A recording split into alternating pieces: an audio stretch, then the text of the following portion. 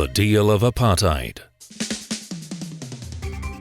The fallout from President Donald Trump's so-called peace plan for the Israeli-Palestinian conflict continues to reverberate throughout the Middle East and beyond.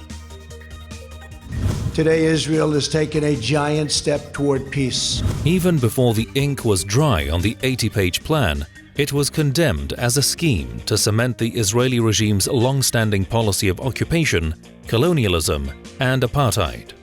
You know what the president is saying in his initiative? He is saying that he is giving legitimacy to illegal colonization program in the West Bank.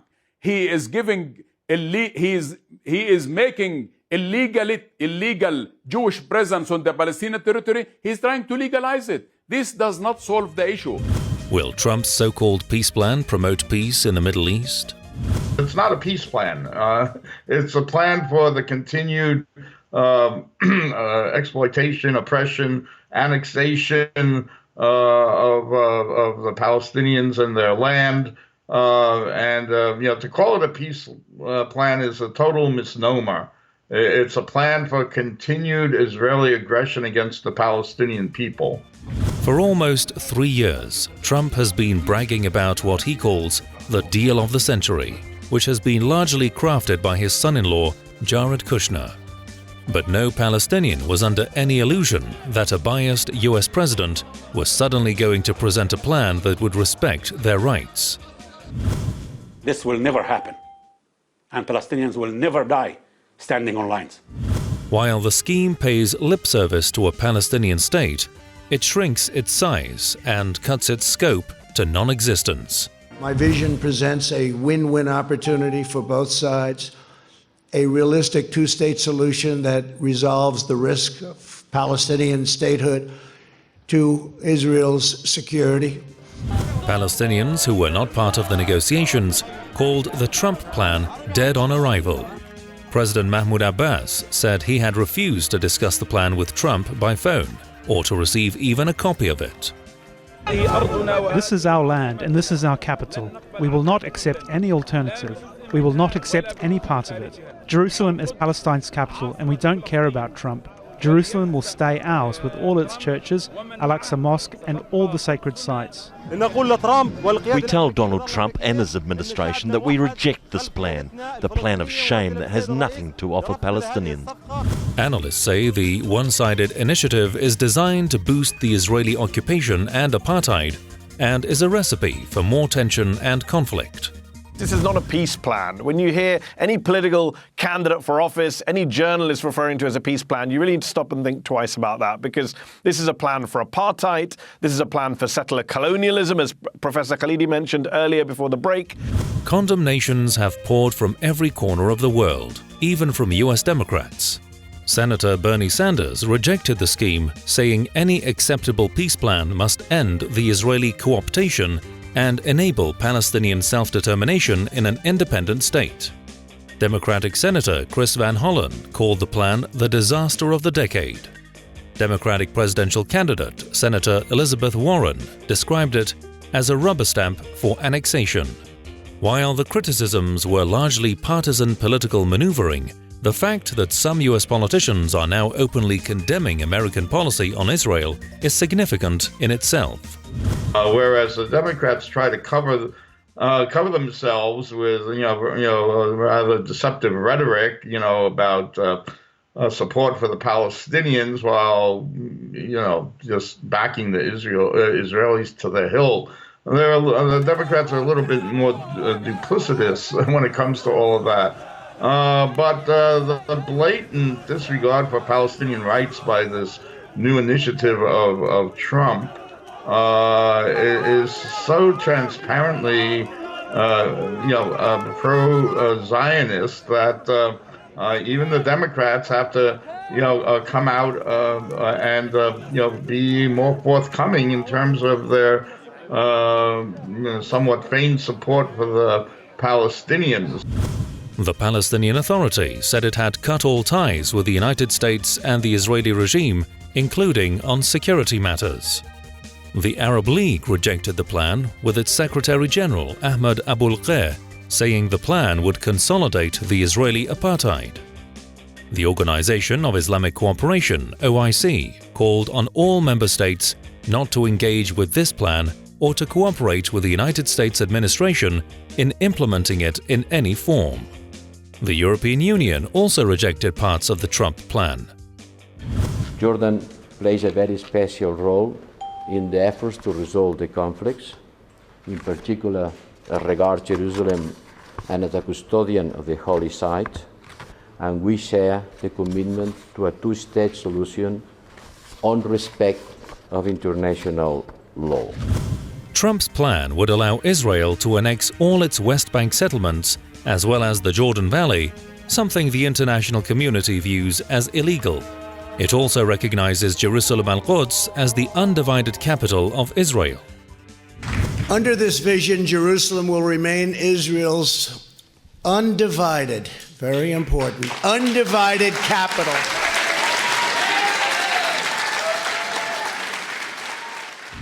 It's a transparent attempt to buttress the Israeli plans to basically annex what they want of Palestinian land and leave the Palestinians a rump state that is totally subservient and dependent on Israeli on the Israelis. The plan eliminates the Palestinian refugees' right of return, as per UN General Assembly resolution. It would also give Israel security control of any potential Palestinian state. Either two states or an apartheid state. That's the state of Israel. The issue is not about one state, because the Israelis, Netanyahu in particular, he does not want two states and he does not want one state. Netanyahu wants to maintain a reality that is leading into a disastrous consequences which will lead to an apartheid state and the whole state of Palestine. Okay. Are the proposals featured in the Trump initiative a violation of international law? It doesn't move the situation forward to any degree. It actually puts things far back. I mean, it's a retreat from seeking a real solution to the plight of the Palestinians and for security in the Middle East. So, of course, it goes against every tenet of whatever the UN resolutions have been regarding the Palestinian situation. It goes counter to all of those. Critics say the Trump plan isn't a plan for advancing peace talks. It's a plan for scuttling them. Do they support apartheid or do they not support apartheid? There's no more nonsense about two-state solutions and all of that rubbish. That's gone. That's finished, finally over. No one pretends it's still there on the table. It's, do you support apartheid or do you not support apartheid? That is what we should be asking Democratic presidential candidates, and that is what journalists should be discussing in the media, in their op-eds, in their cable news discussion panels. It's no secret that the US has been Israel's best friend since its illegal creation in 1948. The US showers Israel with billions of dollars in aid, consistently blocks UN Security Council resolutions condemning the regime, and publicly backs its military offensives against the Palestinians. The Trump administration has taken that support to a whole new level. For too long, far too long, the very heart of the land of Israel, where our patriarchs prayed, our prophets preached, and our kings ruled, has been outrageously branded as illegally occupied territory. Well, today, Mr. President, you are puncturing this big lie.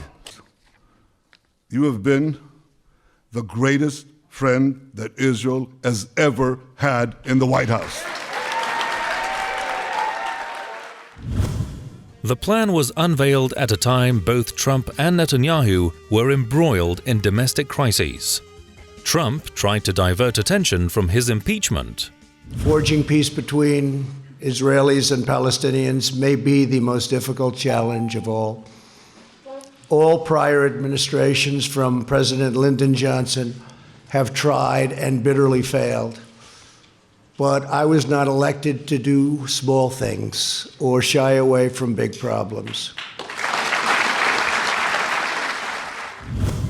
Netanyahu, who faces an election in March, was formally indicted in court on corruption charges just hours before the plan was unveiled. It's a political ploy, there's no question about it. Both Trump and Netanyahu are two of the most corrupt politicians that have ever held office, not only in the U.S. and Israel, but pretty much anywhere in the world. So, yeah, of course, he's trying to use it, as is Netanyahu, to enhance their image as peacemakers. But anyone who falls for that has to have basically no sense and have no understanding of the situation.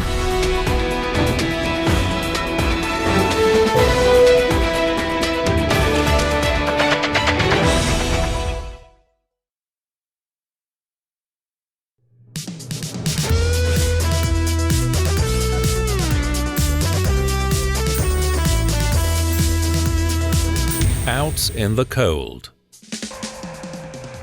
Millions of Americans are struggling to find housing for their families, and one group is especially vulnerable: children. The number of homeless public school students has risen to a new high across America. According to a new study by the National Center for Homeless Education, more than 1.5 million students were homeless at some point during the 2017 to 2018 school year, an 11% increase in just 1 year. The report comes amid a homelessness crisis nationwide. More than 500,000 Americans experience homelessness on any given night. Nearly a third of them are children. When we can't afford to pay our bills, like our house bills and stuff, I'm afraid we'll get homeless. Me and my brother will starve. You never know what'll happen in your life. Some children lose a stable home when a parent gives in to drug addiction. Others are forced to stay in shelters after hurricanes or fires destroy their homes. Others flee abuse or neglect. But most become homeless because of poverty. I know one thing. If we don't get Thomas Paine, we go back to a place called the shelter. I don't want to go back. That's how I feel. I do not want to go back. I've already been there once. The problem is more acute in some states than the others. 16 states reported a growth of at least 10% in student homelessness, while 8 showed a 20% spike compared to the 2015-2016 school year. Texas and Florida had a 32% rise. Why are so many students homeless in the US, the largest economy in the world? Well, we know that there are multitudes of reasons that students are homeless today. One of the main reasons that, by their own admission, is family problems at home, primarily opioid addiction. It's a pretty big problem in the United States today. There are approximately 2 million adult heads of households in the United States that are addicted to prescription drugs. There's also things like hurricanes and fires and natural disasters that destroyed their homes and they left. A lot of younger people report that they leave home because of domestic violence. But there's also, in addition, kind of a wider problem regarding housing affordability in the United States. We're in a crisis with housing right now. Rental housing has become increasingly unaffordable for millions in America. The average price of rental properties has risen by 150% over the last decade, leaving some 21 million renters cost-burned, according to a new study by Harvard University. There are millions of people who spend more than half of their incomes on their housing, and so they can't really afford to buy a home, and they can't really afford to rent a home, and yet rents are increasing because there is a shortage of housing, and that is a cycle that keeps continuing on and deepening, and more people are being forced to live life in caravans somewhere or under the highways and things of that nature. Researchers say that homelessness affects academic performance of students more negatively than poverty does. And how does it make you feel when you go to school? Happy, but when I come back to school and go to this place, it's made me sad. Homelessness is a hidden problem for millions of students. They are an invisible population who face tremendous barriers to meet their basic needs, and they do not get the support they need to be successful later in life. What are the long-term implications for the US as a whole? There's no good prognosis for the future of that. If that continues unabated and there's nobody that ever addresses that issue of homelessness, and particularly student homelessness, I think it's not unfair to predict that there's going to be some type of massive reaction of some sort. It could be as simple as third-party candidates getting put into office and the two-party rule being essentially ended. It could be that type of massive reaction. It could be, on the opposite end, it could be fascist rule. That's part of what we're getting with Trump and his fascist leanings. It could keep going in that direction. There's nothing that says that it can't, given the great degree of dissatisfaction. But we know for sure that if the problem is not addressed, there's going to be deeper, a greater, and more widespread pain. Whatever the consequences may be, it's only fair to say that the American dream is pretty much dead for a whole generation of young Americans. In the wealthiest country in the history of the world, it is simply not acceptable that our younger generation, through no fault of their own, will have a lower standard of living than their parents, more debt, lower wages, and less likelihood of owning their own homes. More and more college students are also becoming homeless in the US. A survey by the Hope Center for College, Community and Justice has found that homelessness affected 18% of students attending two-year colleges and 14% of those enrolled in four-year institutions. On top of that, almost half of college students said they faced housing insecurity, such as having difficulty paying rent. We know that there are significant barriers to academic success in students that are facing homelessness or already homeless. We know that statistically, it's been pretty consistent since around the year 2010 that roughly 29% of students who are homeless reach academic proficiency in reading. It's even less than that in math. There's something around 20 to 23% of students who become proficient in math if they're homeless. 26% become proficient in science. So roughly less than a quarter of most homeless students can be academically successful. A combination of factors such as rising tuition, job insecurity, and unaffordable housing has fueled the homelessness crisis among college students. Many are forced to sleep in cars and on couches when they have nowhere else to go. The hardest thing was just not being able to find housing. And so that was the big issue that stood in my way. So what'd you do? I lived in my car and then I kind of couch surfed. I think the idea that hardworking, talented people who are trying to get an education are being derailed by homelessness. Experts say any country that neglects its young population is bound to pay a steep price in the long run.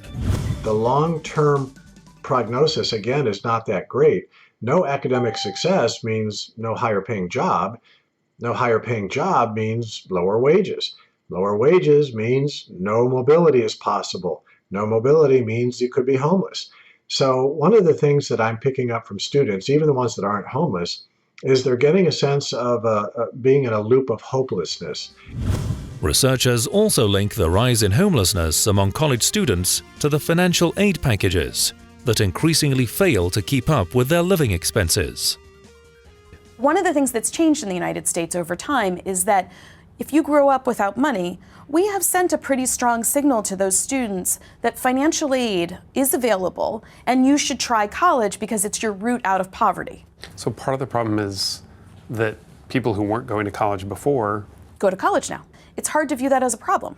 I'd say the problem is that they're going to college but we didn't build the support for them. Millions of college students and graduates are feeling the crushing weight of loan repayments. It's ruining their lives, and each has a heartbreaking story to tell. It's hard to talk about, excuse me, because I should have known better. But what I knew is I really wanted an education. Currently have $81,000 in debt. I didn't end up finishing my degree. When I did get loans, they were never enough to cover rent and food and school because the school costs so much money itself. I ended up sleeping out of my car, which made it much more difficult for me to do anything at all. Outstanding student loan debt has hit a record $1.6 trillion this year. Many students are burdened with huge debts by the time they graduate from college. Is student loan debt America's new financial crisis? I think the student debt crisis is here with no end or change in sight and absolutely zero plan to tackle this at the federal level. There is a student debt crisis in America, but a support system is lacking to help students and their families cope with it. For the 44 million young Americans who have taken out loans to study, their lives are shaped by the burden of early debt. They will have to hold off on buying a house or even starting a family.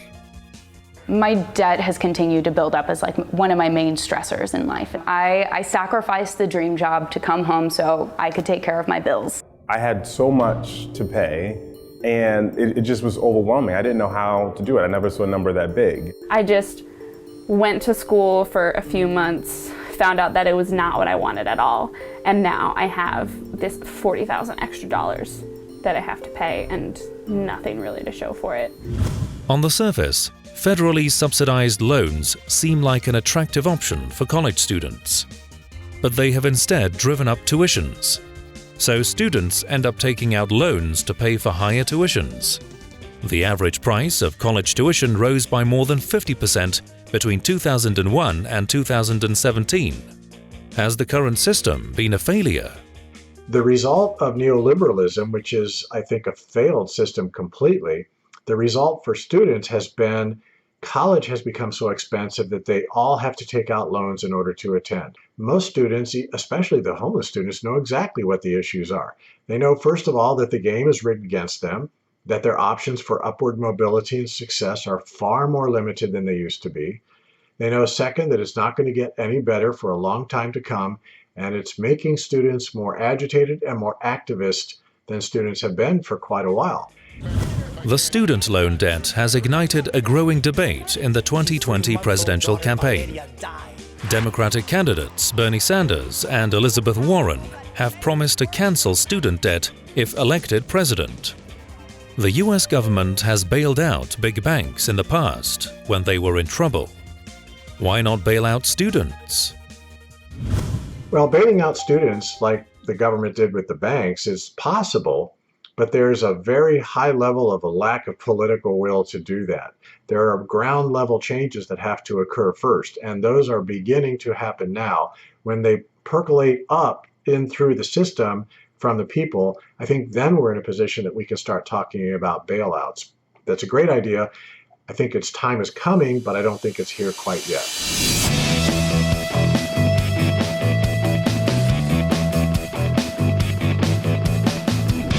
The city of